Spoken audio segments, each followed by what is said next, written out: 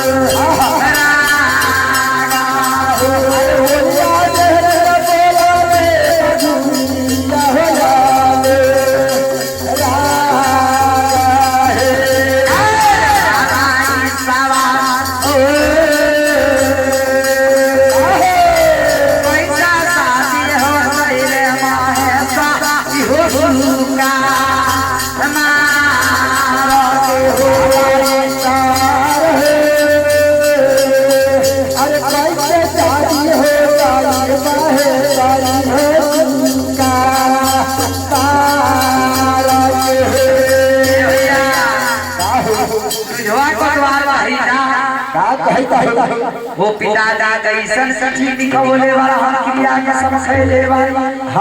रे बहिन बुढ़ा दे महाराज भिली में शादी न होई दे महाराज भिली में समधी के फटा के मार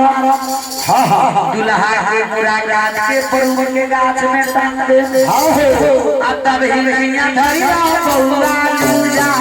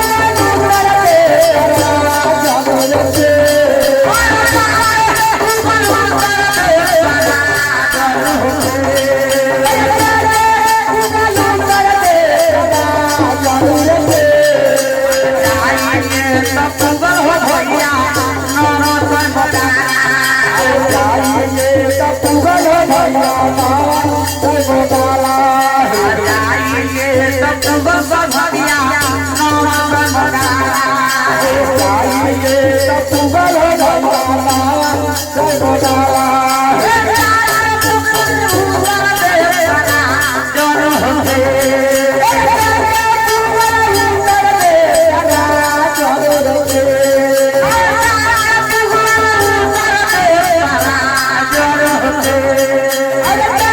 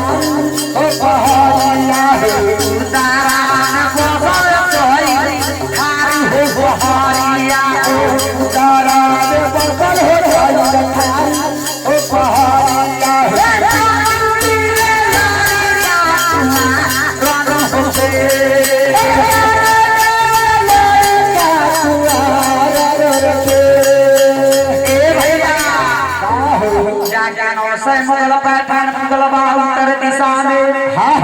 दुअरे दुअरे लड़का कुमार खोजैता राज जुगे राज खोजैता समधि जुगे समधि समधिनी जुगे समधिनी खोजैता लड़की जुगे लड़का खोजैता लेकिन उत्तर दिशा में थारू पहरिया बसलबा ई चार जुगे जुग ना मिलैता हो गई राजा सुने जे राजधुरी के शादी करे के बाद राजधुरी पे मोटका जगिया घर घर कापे मुंह के हिले पर सोना राजा सब कहे हे कठिन लड़ाई राजधुरी के रे पर बच्चा चाल बेटाल झवा गोदवालबा एक कोरी गैया या खला के नगारा रंगल भाई कोरी सिंगर गई खला के नगारा रंगल अगर घाट के खमा हलावल बाज में चौले देवा निर्मावल बा बिना खमा के लड़ही चढ़ावे के बाद सरक में वो लड़ही पर चार चढ़ावे के बाद आता बसादी हो गई रे माहे सारी के सुगा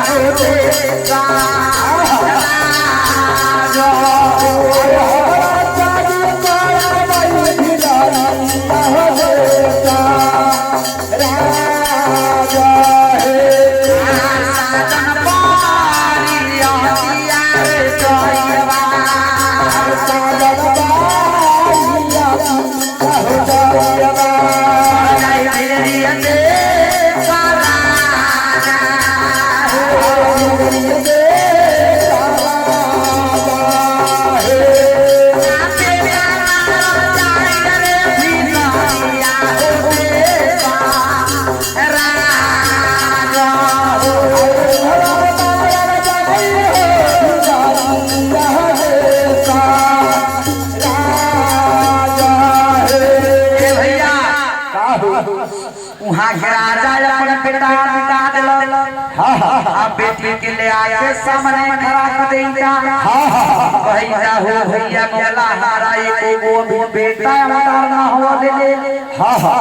900 मोला मन में विचार करी तारे भैया सुन ले धर्म के व्यवहार तो जतरा हानि बनाओरा पूर्व दिशा के 900 मोगला जमाना दी जतरा बनाए लग पूर्व दिशा के असर भैया के बेहा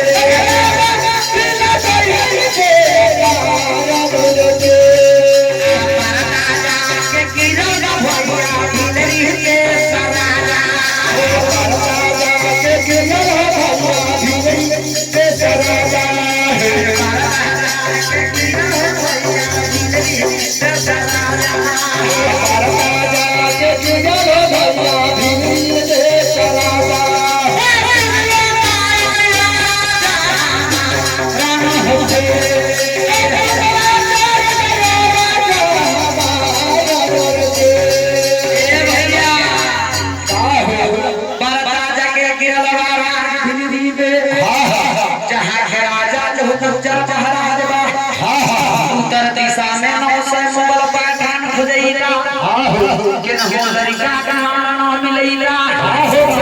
अपन लड़का घर में रुकावे लड़की ले आके खड़ा नौ साल बैठान कहिदा देखैदारी हो लड़का के मारना मिलेगा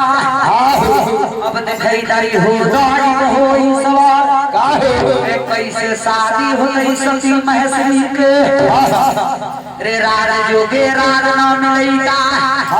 समधि जोगे समधि ना मिलेगा समधि जोगे समधि ना मिलेगा आ दुल्हा दुल्ही जोगे दुल्हा ना मिलेगा कैसे शादी होई सती महसी से कैसे होई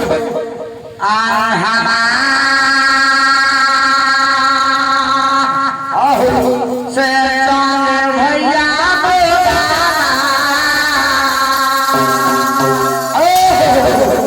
आधा दिन हो दे सारा हो अचल भैया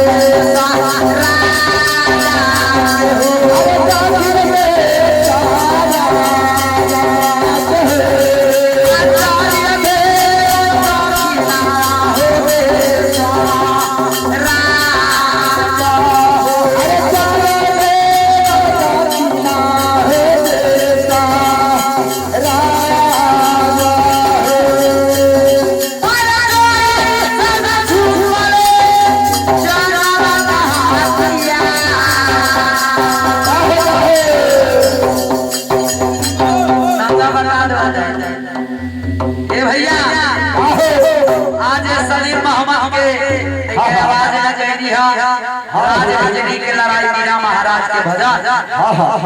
तो ये गांव के अजगरी गांव बा गोविंद भगवान के पहला खाता में 11 रुपया के पुरस्कार कूपदान आया है कूपदान सबसे महात्यार है गोविंद भगवान है मीरा बैठा इनकर दिन गुना रात चौगुना बना घर घर चल के मकान बने घर में लक्ष्मी के वास है 11 रुपया के बदला में 11,000 का रास्ता प्रेम से बड़ी हवा को भी नहीं माना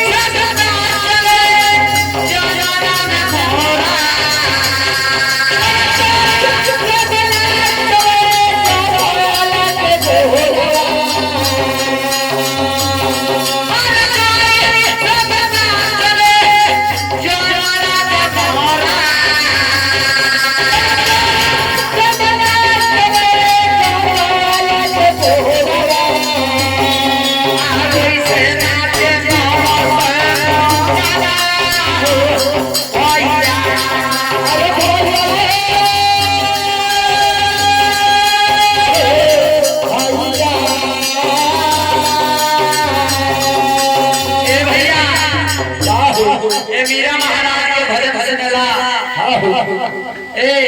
जोगी गुलिया भाई की आवाज में परमोद सा के माइक के तरफ से 21 रुपया के पुरस्कार आवा काहे नहीं ए बाबू गोविंद भगवान के दरबार में ई दिन बार बार आवे कभी नहीं आवे आई दूसरा खाता खुलल आई दूसरा खाता में नाम लिखा के बाबू गोविंद भगवान के दरबार ए गोविंद भगवान का 3 गुना रात 4 गुना बढ़िया